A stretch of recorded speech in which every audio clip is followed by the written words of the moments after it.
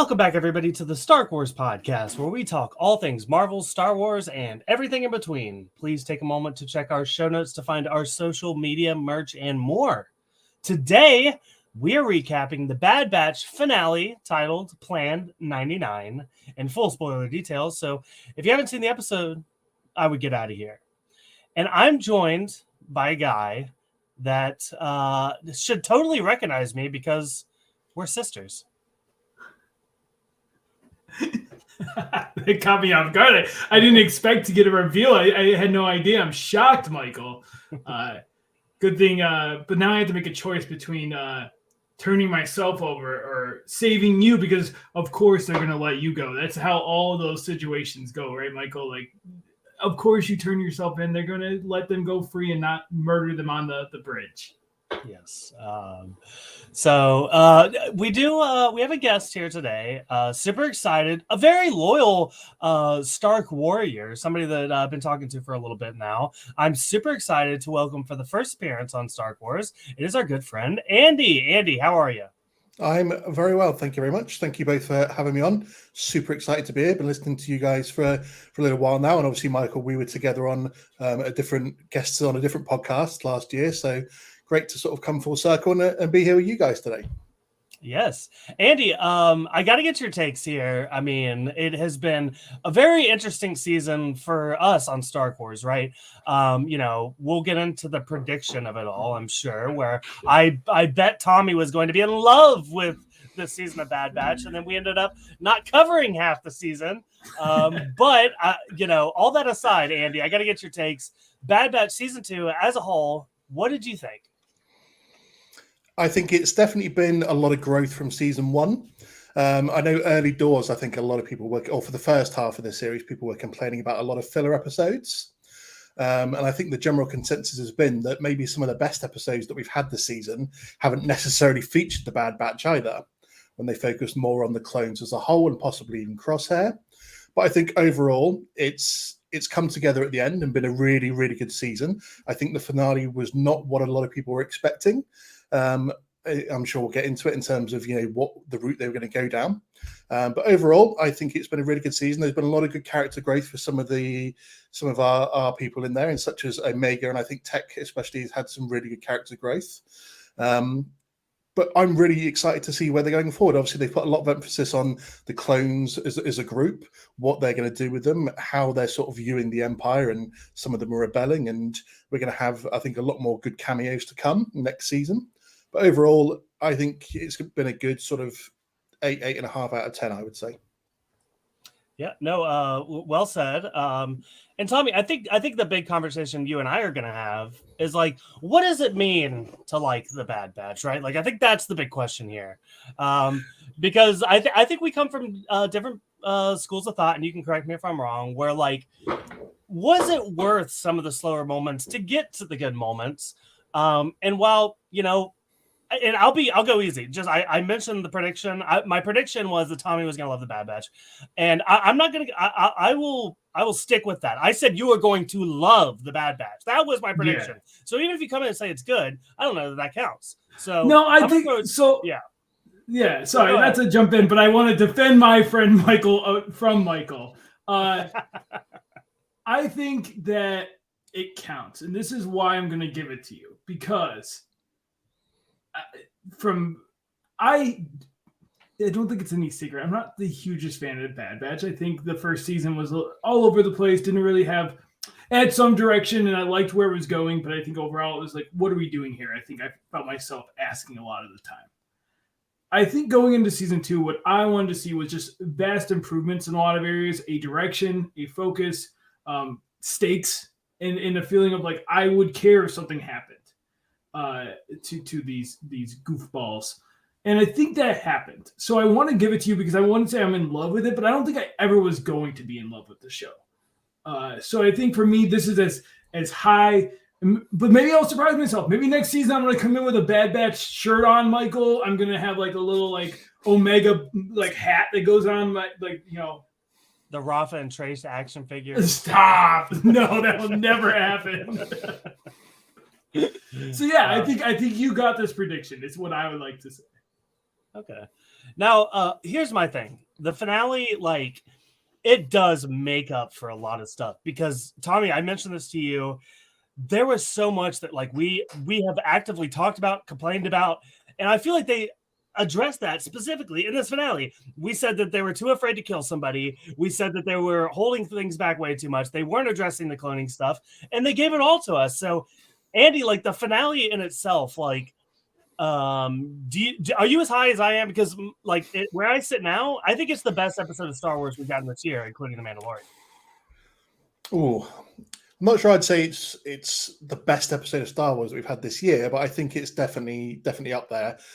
As I said, I think the way a lot of people were predicting the finale to go was that we were going to get them all together. They were going to go and rescue Crosshair. And what I was predicting was there was going to be some sort of last stand and Crosshair would maybe give his life to save the rest of the crew and let them escape. So the fact that it just concentrated really on this event of they were trying to get to find out where this base was and get all there, and it concentrated all really around that, and the way that went. Obviously, I think once sort of Tech fell down and was holding on by a cable, we sort of knew where that was going to go, and it's definitely heart-wrenching because, like I said, I think they spent a lot of the season actually changing Tech and sort of getting him to be more warmed up and a bit more human, so to speak, and a bit more interactive with the people around him. And then so to have him the one that was then sacrificing himself at the end really sort of gives it a huge payoff. And then by the fact that they're also sort of what's the word I'm looking for? I suppose that they're taken unawares at the end by the fact that they're sort of crossed by those that they thought were close to them or those that were keeping their secrets, and then they lose Omega at the end of it. And so it's really sort of a way that I didn't expect it to end, but it's given it a huge payoff in the way that they've grown through the series. And here's my thing. And even I was feeling this in the moment because as we've talked about many times, I mentioned it already, it seems like Dave Filoni doesn't like to kill characters, right? So even as Tech is falling, I'm like, is this his death? I know. And I'm still like, there's a chance that like this is a Walking Dead Glenn situation where he pulls himself under the dumpster, right? Like I feel like there's still a way, like maybe they took him to clone him. Tommy, is there a chance that Tech is still alive? Yeah, there's definitely a chance. And with Filoni, I want to put it past him. That being said, like I think it makes sense here. I also think, Michael, we might have caused this. I think they listened to this and they heard us mention how it was very confusing between Echo and Tech, and they were really going for the same job. Also, is there a theory that maybe Echo caused this? We're going to see like another side of this where we find out that Echo, it's job security, baby, take out the competition. Is that what happened here, Michael? That's where I'm got the whiteboard up, coming up with my theories. There may be more to this, but yeah, no, definitely I could see Tech coming back. Andy, what do you think? Is there a chance that like he comes back and he is like, maybe he like grappled onto a tree down below the clouds there? I don't know. There's got to be something. I don't believe he's actually dead, to be fair. Okay. As soon as the episode finished, I was like, I don't believe he's fully dead, simply because there's a sort of modern day thing, I think, with a lot of TV series and films that a character isn't dead unless you see them physically die on screen. Plus, maybe Dave Filoni aside, I think Star Wars has walked into an issue over the last sort of 5 or 6 years where they not only can't kill off characters, that when they do, it's like the comics, they just bring them back to life at some points and somehow. And it's a big problem that Star Wars has maybe started to stumble into a little bit. But no, I don't believe for a minute that Tech's actually dead. He seriously injured, definitely, but I think the Empire found him and they're going to be reunited sort of near the start of next season when they all escape together. I hope it's not another Echo thing. Like, I hope it's not like, the Empire has Tech now and is using him for him. Because it's like we've already done. Again, let's just make him one person. Let's just combine them. Just make them one Techco. Techco. Okay, hashtag Techco. Yeah, give him one body. These 2 heads, 1 body. Techco. I will say, like, the biggest selling point for me to think that he is actually dead is, I think Andy had mentioned it. Like, it felt like he had a lot of character development in this season. It almost seemed like, like the racing episode, that was like his episode. Like, he got his own episode. Even it seemed like at the end there, he was kind of building up towards a romance, it seemed like.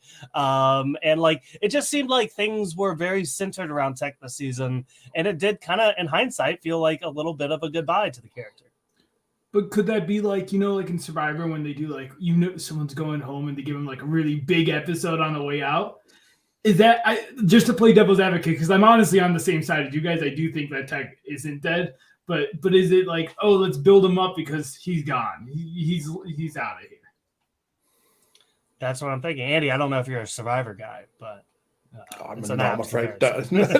Well, sometimes a character has no edit whatsoever in the entire show, and then they get one episode where they just get so much content, and then it's because they're going home that episode. Yeah. So this was Tech's boot episode. Exactly. So we'll see. We'll put a pin in that. We did so just to kind of set up some of the stuff that was going in the finale. Tommy, do you have something to say real quick? No, I just want to tease, I guess, to let you know this isn't my favorite episode actually. So there's another ones that I would love to talk a little bit about. Well, do you want to set that up? We can go on your I love this episode, don't get me wrong, but what got me like hyped was 7 and 8. I think the whole going back to the council, going back to the Senate, I just really worked for me. I liked just the whole bait and switch with like the Emperor at the end, where it's like he's always like 10 steps ahead. I don't know. It really worked for me, those 2 episodes. Yeah, it's a good arc. I feel like, I might clown on some of it, but the more I think about it, there's a lot of good stuff. Even, one episode that kind of felt like a standalone, but also like told us a lot about the world was the return of the Zillow Beast, which was a huge thing. That was something we got in Clone Wars. It's back here. We find out that they were cloning it, which again, we've like been theorizing that the Empire is cloning these creatures or force sensitive people. And the fact that they did it with the Zillow Beast is very scary. So I don't know what plans they have going on. Andy, did you like the return of the Zillow Beast? I thought that was great. It was one of the great arcs, I think, from Clone Wars originally. And what I love about Bad Batch is because obviously it takes place after Order 66. They're able to sort of wrap up a few of the Clone Wars arcs that they never really got to in the show. So by sort of just, even if you're having the sort of, I love the beginning of that episode when it was almost like a horror film. It was almost like Alien in a way where like there's a beast loose on the ship and everyone's getting killed by him. And bringing back the Zillow Beast itself. Yeah, great moment, to be fair. So another thing we got in this finale here is the return of a couple characters. If we had done Tommy, I looked back at the cameo draft, another season gone with no winner. We did not predict any of the cameos, but there were some cameos in this episode. Of course, this is like Tarkin's compound they're going to, but we also get Krennic from Rogue One, who kind of sets up Project Stardust. So that was interesting to see. Yeah, that was fun. I think at this point, just every draft, should Tarkin just never be on anymore? Because I feel like you just always have to assume if they need like a cool Emperor guy to show up, it's going to be Tarkin. Yeah, Tarkin. I feel like there's a couple others that are like just shoo-ins. Yeah. R2-D2. If you ever need Jedi stuff, you go to R2-D2. Like there's like these people that they just like have like, all right, we got to bring in the Jedis. All right, R2, get in here. Yeah. Andy, did you have like a cameo prediction this season, or maybe something down the road even? Like, do you feel like someone's going to show up? I feel like they're going to have to show some other post Order 66 Jedi at some point as well.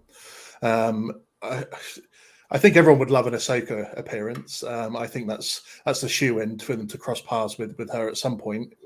Although, she's probably hiding out on some outer rim planet somewhere on her own. So, simply because I'm sure you can tell by some of the collection behind me as well, I'm a big Darth Vader fan. So even just a little cameo of it just needs to be like a Rogue One cameo or something. Like he's there trying to sort of bat down some insurgents, and the Bad Batch are there helping out, and Vader just turns up and destroys a few hallways of people. Even that would just make me immensely happy. So, but apart from that, I think it's such a big world that they could put almost anyone in there, really, isn't it? It's like you said, you guys with your cameo draft, it's hard to get it spot on because there's so many people that you could just slip in there. I mean, we've got Saw Gerrera in this episode as well, yeah. Which was amazing to see. not that long after his Clone Wars appearances, so he's still looking sort of a bit younger and fresh faced still. Yeah, no, I think it's I think I'd even mentioned in the past it would be really cool to see the Bad Batch like go like face off Vader, like almost like Spider-Man, Doctor Strange, and the Guardians versus Thanos on that planet on Titan, I think it's called. Something all these guys using their special skills to take on this holy infinite being. So that's on my radar still. I'd love to see all of them face Vader. So yeah, I think the Ahsoka is something that I definitely see coming because you got the Rex connection right there. But Vader would be very fun, or Darth Jar Jar. Just slip that in there. Just everything. Anything can happen in Bad Batch, Michael. I mean, we mentioned like the possibilities of like post Order 66 Jedis. Maybe we get more. Maybe would it be crazy to like follow the story of Killer and Beck and Grogu in Bad Batch? Like, I don't know. Could that be a thing?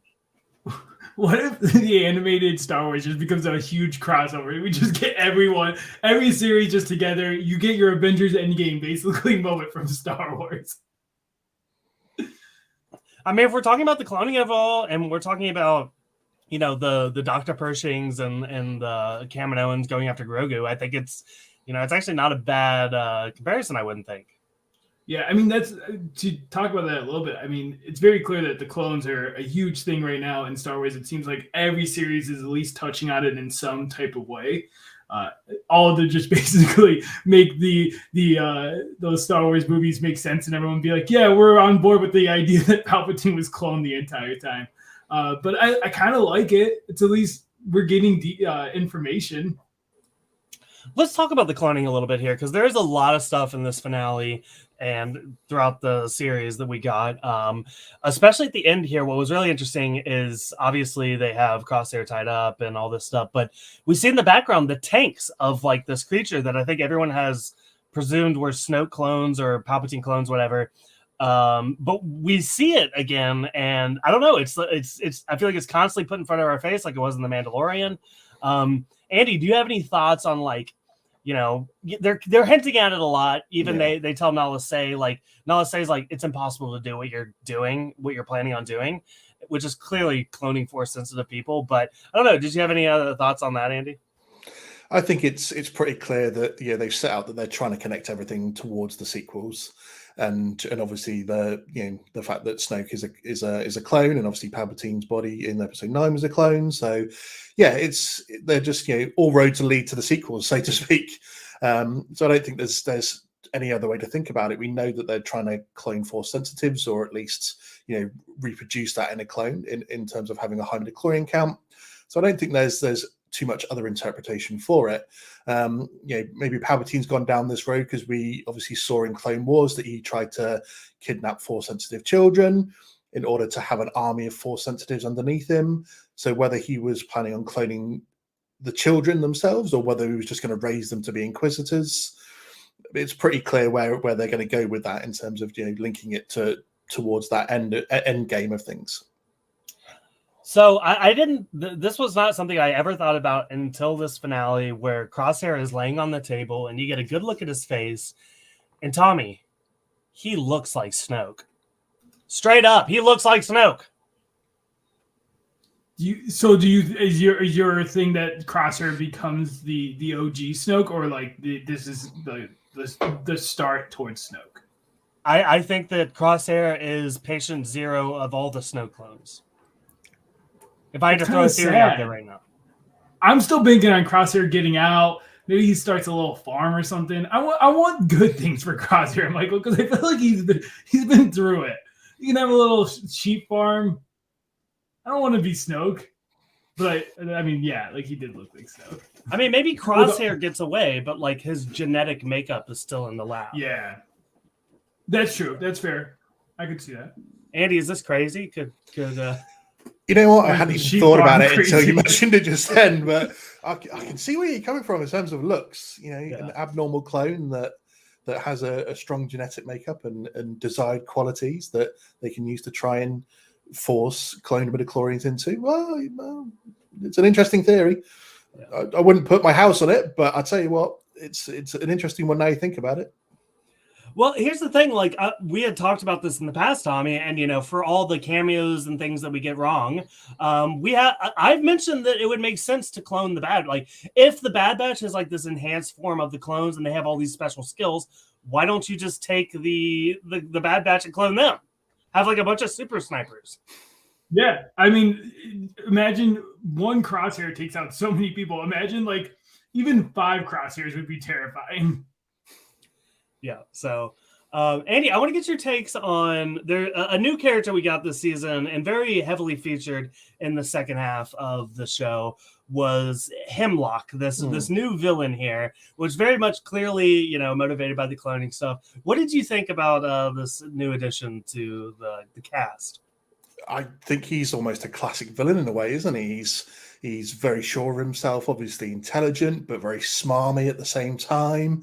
As we know, don't know too much about his background, but obviously we know he got kicked out of the Republic Science Corps for unethical experimentation and stuff like that. So perfect for the Empire, really, isn't it, in terms of what they want to do and what they want to achieve. I think in order to care a bit more about him as a villain, rather than just thinking I'd like him to be sort of killed by the Bad Batch fairly quickly and get it over and done with, we do need a bit more on him and a bit more about his history to really sort of care that he's going to be the main protagonist that the Bad Batch are sort of battling against and the future plans of the Empire that they're going to try and thwart. I feel like it's building up to a big finale where, you've got this guy and whatever his plans are, and you've got the Bad Batch and Rex and whatever other clones they've got in tow behind them. We've seen obviously a few of them sort of go up against to stop whatever he's doing and free the clones that they've got caught up there. So an interesting guy.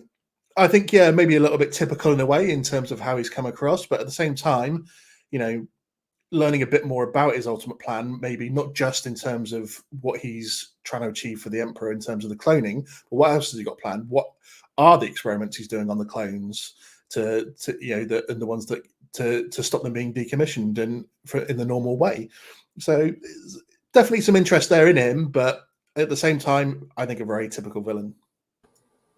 Well, so what I found so interesting, and like he did lay out his motivations pretty early on about like getting Omega for Nala Se, but I always felt like there was more to the reason that he because we've talked about so much, like there's got to be a greater plan for what they have with Omega and the purpose that she was created, right?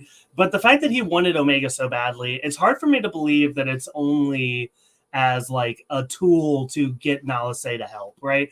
Do you see a situation where I don't know, are they planning to clone Omega? Is there something more sinister going on here?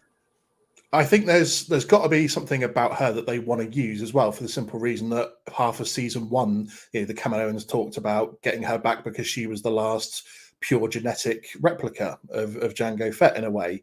And we're throwing that curveball right at the very end of the very last scene of the episode, aren't we? Where the other female scientist reveals that they're sisters.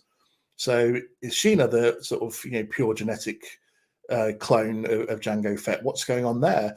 If they've got her, why do they need Omega? So there's definitely a lot more intrigue as to why they need her and what they're going to use her for going forward. Yeah, speaking about the sister reveal here, something that was never on my radar. I felt like for the longest time, we were going to get Boba Fett in here. That was going to be the sibling rivalry going on here. But Tommy, do you have any thoughts on where this is going, the purpose of the sister, the significance of her showing up now? It's weird to me. Yeah, no, that's where I'm at. It's weird. I'm assuming it's going to be built out. We're going to be like, maybe it's our favorite thing after the end of this, Michael. But right now, I didn't think twice about this character. I wasn't thinking, oh yes, we need a sister to show up here. So I think I'm intrigued. I think like you guys said, it leads to a lot of. It makes me question where the show is going. But other than that, I'm like, okay, cool. I think the big thing for me is that you're not sisters, right? I think the whole point of the Clone Wars and a little bit of Rebels and this show is that it's kind of the nature versus nurture thing. Just because you came from the same genetic background doesn't necessarily make you family, doesn't necessarily make you loyal to each other, and doesn't necessarily mean that you're all going to be thinking the same ways. So, I think if Omega's smart, she's gonna be like, you're not my sister. I don't know who you are. We've grown up in two different places and with two different experiences.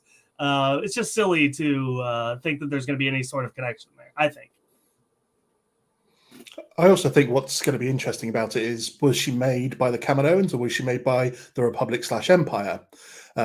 Simply because she's obviously a lot older than Omega. And I seem to remember from season 1, Tech saying that there was only 2 pure genetic replicas of Jango Fett, which was codename Alpha, Boba Fett, codename Omega. So all of a sudden there's an older sister thrown into the mix. So I'm not even sure that she was technically made by the Kaminoans. Maybe the Republic scientist or Hemlock himself got, one of the reasons he was kicked out was because he was making his own clones. And so therefore he's got her.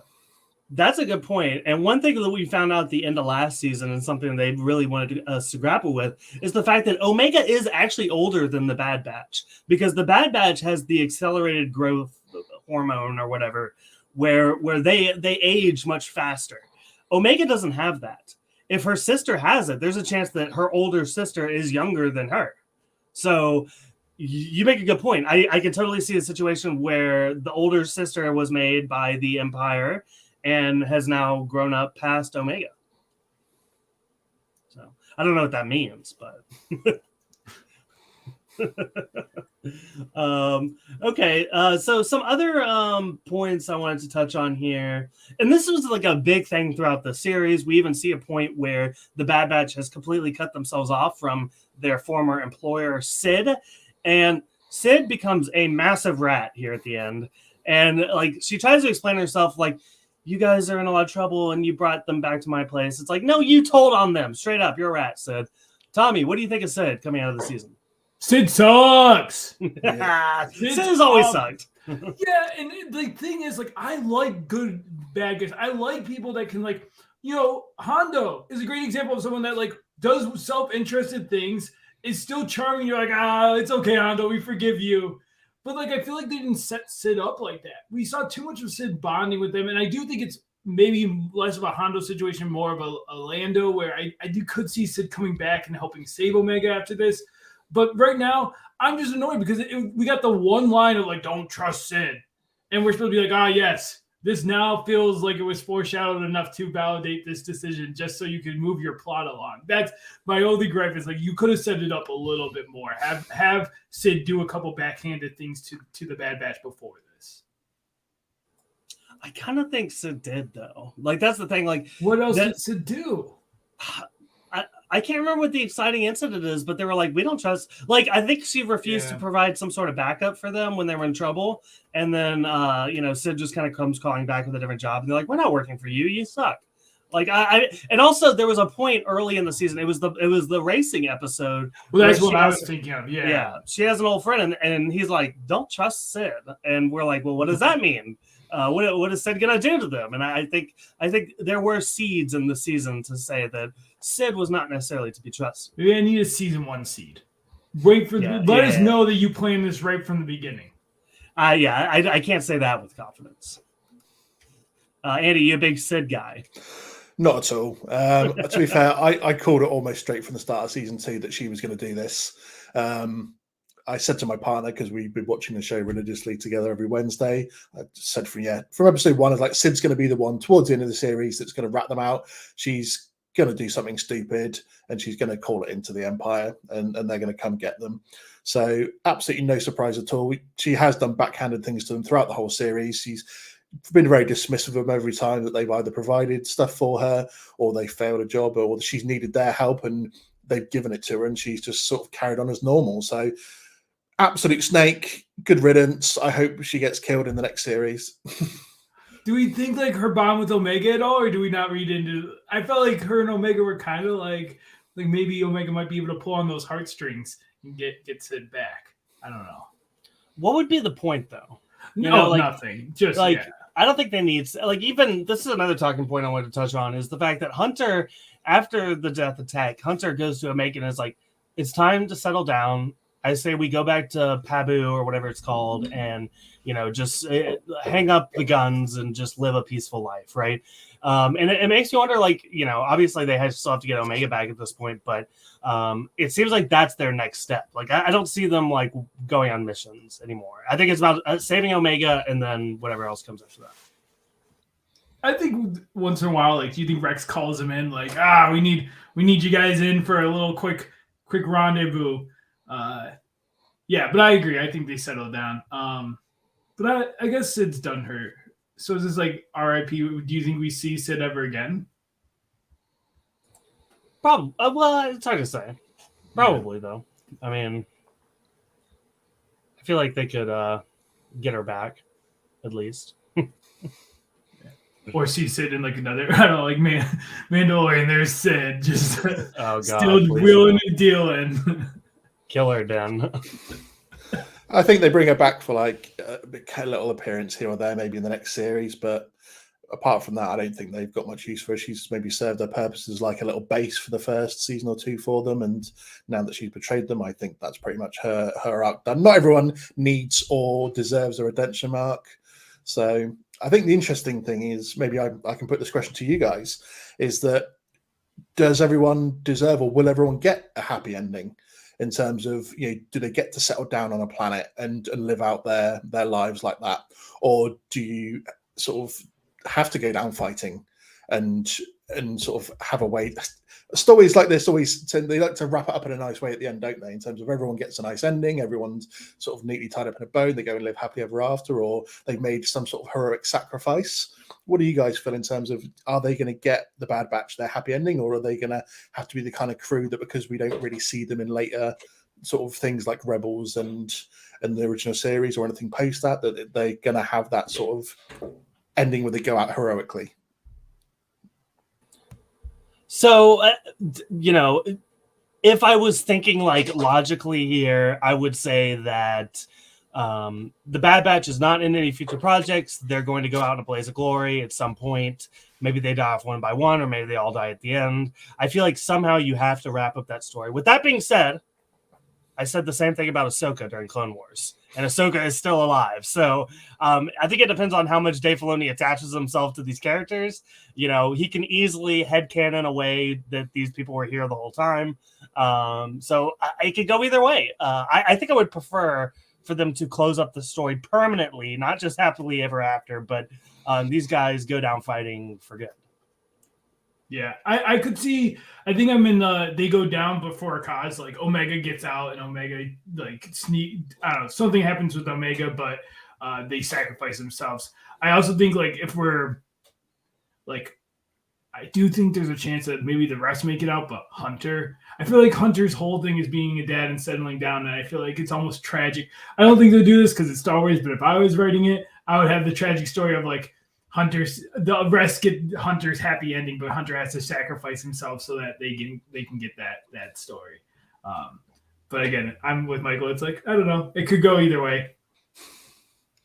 I like the idea of having kind of like, like the ending of Rogue One, where they sort of do everything that they need to do to sort of further the story along, and then that's where their story ends definitively, rather than they've been hidden on a secret tropical island and lived out the rest of their clone lives. Yeah, so honestly, guys, I don't have a whole lot more talking points. Is there any other highlights, either from the season as a whole or the finale, that you guys want to touch on? I think that I'd like to see maybe in the next season a lot more of sort of the clones that we became really familiar with in the Clone Wars, or that we've seen in other projects. Like, in Rebels, we get to see Rex, Gregor, and Wolf together.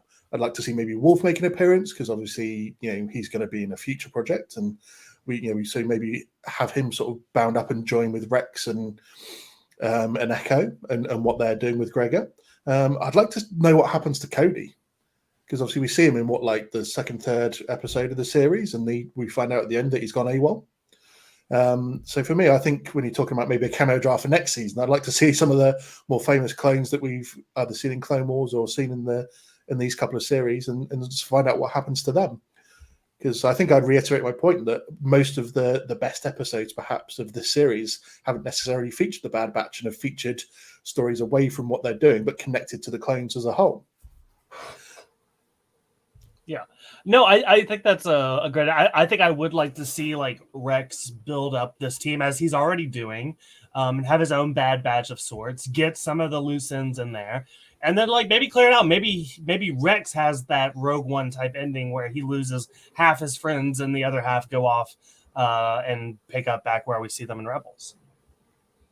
So yeah, definitely want to see more Rex stuff. I think we didn't talk a ton about it, but Rex was a big highlight of I don't know about you two. I did not expect, maybe this is me being naive, going into the season. I wasn't like, oh yeah, we're going to get a huge like Rex storyline that kind of pushes what we knew. Cause a lot of what we know about Rex's story is, from the future in Rebels where they talk about what he did. So yeah, I was a little surprised, I think. Well, even heading into the series, I feel like before it actually started, I heard that Commander Cody was going to be in it, and that seemed like that was going to be a bigger story point than it turned out being. So, yeah, it kind of seems like Rex kind of, as always, takes the spotlight. So, yeah, I don't know. We'll see. I think a lot more clone stuff in season 3. I'd love to see it. I mean, we all love Rex, though, don't we? We'd be pretty happy if we got a Rex series on his own, to be fair, wouldn't we? And got to see all of that. So, yeah, gosh, I hope season 3 just bring back Rafa and Trace. They need a new base now that Sid's gone. Their garage. Oh man, bring them back. Who else? Teo. Have that robot thing come back. All of that. That's what I want to see in season 3. I think he died, Teo. Well, they're robot. Listen, if Mandalorian has shown me anything, any robot can come back probably because this is gonna be, with enough motivation, right? With enough plot armor, you mean? Yeah. So, what else, guys? What else do we need to talk about? Any other predictions for season 3? Where we're going with? I think I kind of laid mine out. I think the big storyline is going to be trying to get Omega back. I think that, and maybe is next season the final season? Because how much further can they go with all this? I don't know. How long do you think Omega takes? I see like a 2-episode arc for the get Omega back. Or do you see it as like the first half of the season? I don't know, Andy. What do you think? I'm thinking that's the plot of the season. The whole season. I think maybe if they did that for the first half of the season, because if they did it in the first 2 episodes, I think that would be a bit of a disappointment, and it's being done almost a bit too easily. I think to draw it out over half a season, and they can elaborate a bit more on what Hemlock's sort of plan is, and sort of fill that out a bit more, and maybe a bit more of his background. And then the second half is sort of where they do get her back, and then they're trying to bring all the clones together as a whole to then fight the Empire and stop what they're doing on this base. So I think it's going to be a big driving point for the next season, because they've ended it with the fact that the Empire have got her, so they have to obviously undo it. I think it's a cop out to do it in the first couple of episodes. It's too easy. So for me, the perfect way to do it is to draw it out over half a season, then the second half is building everything up with the clones to have a sort of big final showdown of it all. I'm still what I wanted for this season finale, which was them going and breaking out Crosshair and Crosshair sacrificing himself for the rest to escape. I'm still going to put money down that would happen in season 3.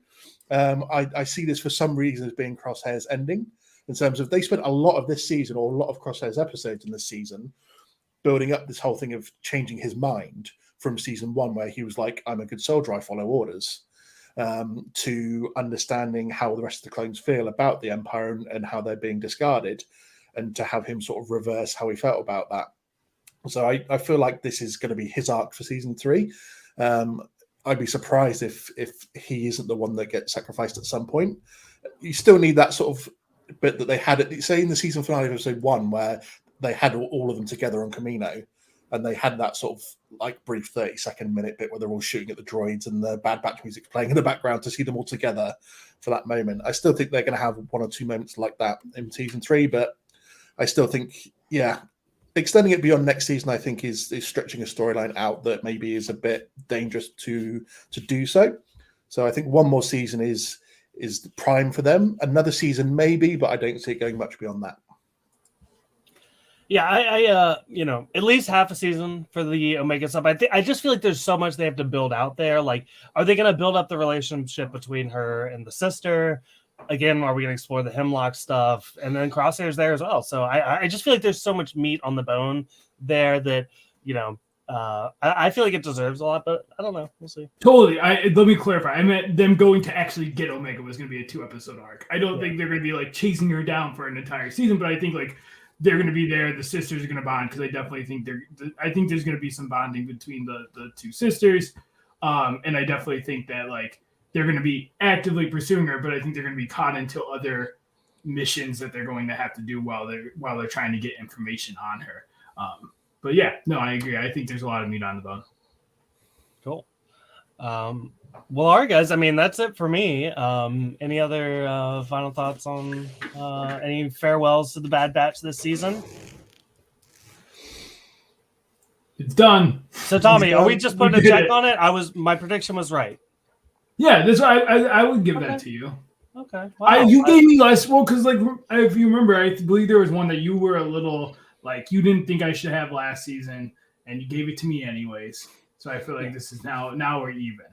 I feel like if you're half right, that's enough. Whatever. I think if you're like if we both walked away being like the season one, because I think you would have gave me like if the first half continued into the second half, I think you would have gave it to me and been like, yeah, that wasn't a good season. I understand that you didn't like that. No.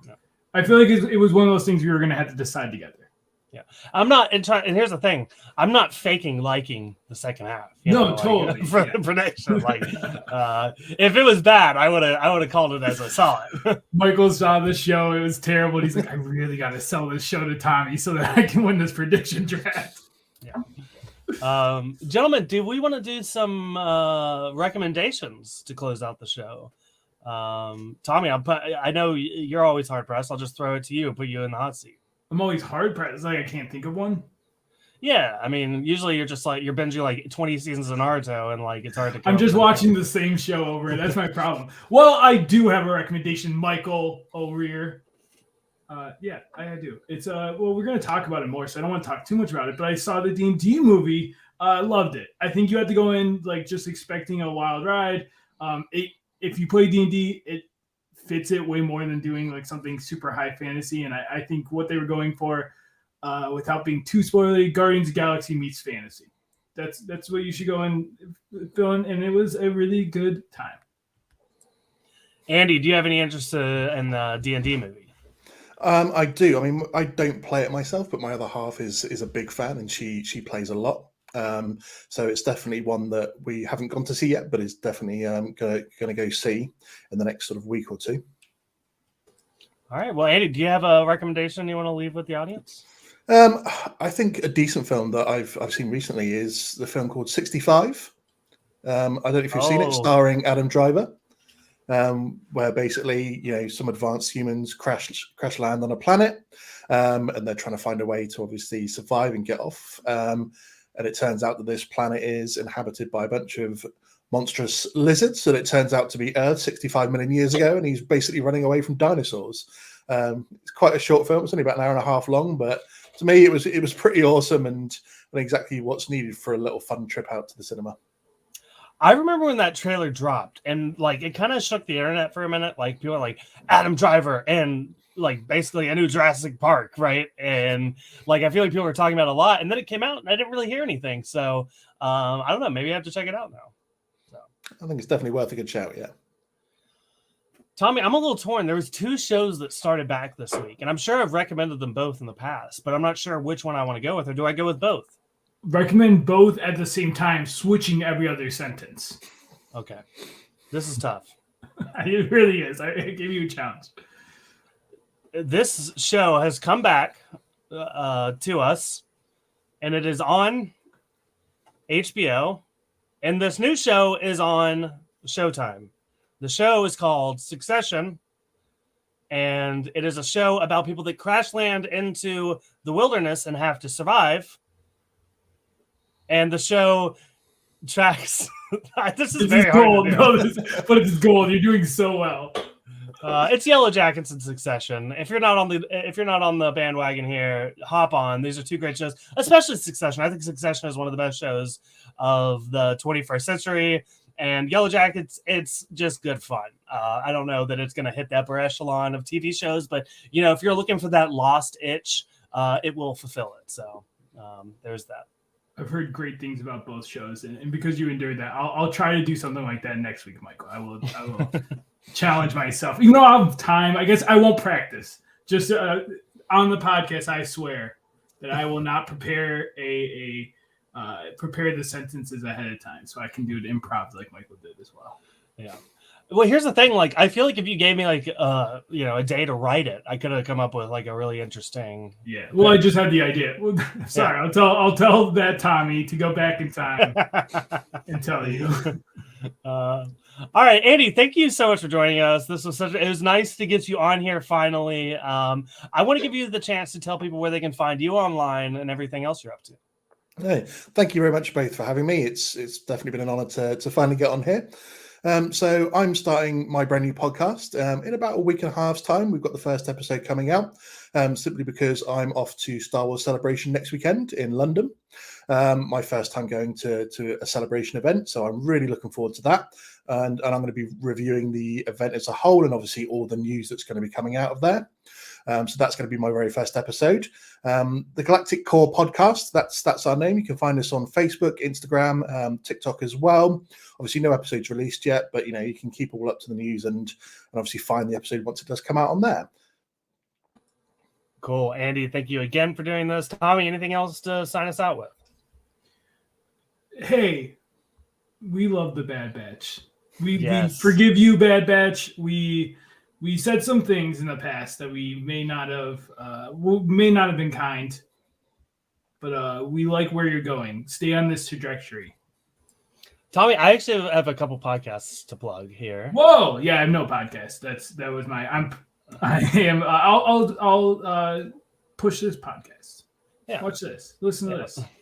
I'd love to recommend the thing that you're listening to right now. Yeah.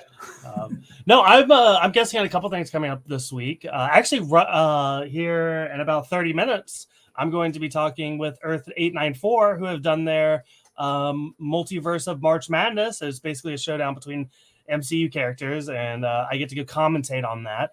That was a lot of fun. We got to fill out. They had brackets and everything. And actually, I had my 3-year-old son, fill out my bracket. And he doesn't know the name of all the characters yet, but I would show him pictures and he would just pick one. And the typical ones went far, like Doctor Strange was a big one for him, Spidey. He hasn't seen Eternals, but he loved the look of the Celestials, so he was always picking the Celestials. So we taught him well. See, Michael, you're on these podcasts doing actual getting listeners for us by doing Star Wars Marvel stuff. I'm over here on the Boy Meets World podcast, Zoe's Infinite Extraordinary Playlist, Well, the other one I'm doing is Two Sides of the Story with Tom Size, who's been on here a couple times. And to be fair, I don't know what we're talking about. He just asked me to come on. I don't know. I guess Mandalorian, but he didn't say for sure. Should we have mystery podcasts where come on, we're not going to tell you what show it's about. You just got to be ready. Andy, that's your next time on Star Wars. You're going to have no idea. We're just going to hope you saw the thing we're talking about. I'll come on blindfolded, won't be able to see you, won't be able to anything, just fire away. Yeah. All right, guys. I like to remind you guys to rate and review us on iTunes and Spotify, preferably 5 stars. Also, please subscribe because we're going to be here every single week with Mandalorian coverage. And as we have teased, we're going to have some D&D coverage coming up as well. We might talk Celebration, just the headlines, who knows. And ask us for our Discord link because we have a little Discord community going on. And if you want to get in there, you can hit us up on Instagram or Twitter at Star Wars Pod, and we will get you the link. But that is all we got for you guys. Thank you so much for listening, and we will see you next time. Bye.